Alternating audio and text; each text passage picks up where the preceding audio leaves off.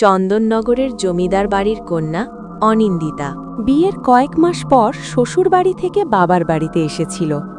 সন্ধ্যের সময় সে একা বাগানে হাঁটছিল।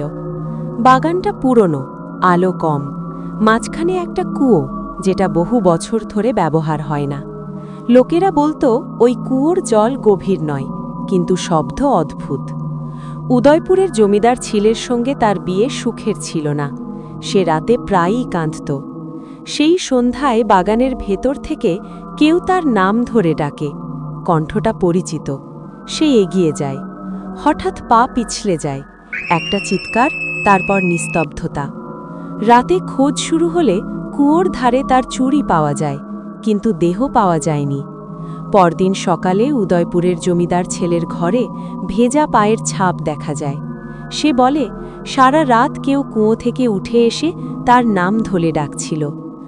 আজও পূর্ণিমার রাতে জমিদার বাড়ির বাগানে জলের গন্ধ আর ফিসফিস শোনা যায়। আমি পড়ে যাইনি, আমাকে ফেলা হয়েছিল। যদি অনিন্দিতা পড়ে না গিয়ে ফেলা হয়ে থাকে, তবে সেই রাতে কুয়োর ধারে কে দাঁড়িয়েছিল? এই তো শুরু, আসল ভয়টা এখনও বাকি। তাই লাইক করে রাখো, কমেন্টে বলো কেমন লাগলো, আর সাবস্ক্রাইব করো, না হলে মিস করবে ভয়ঙ্কর পরের পার্ট।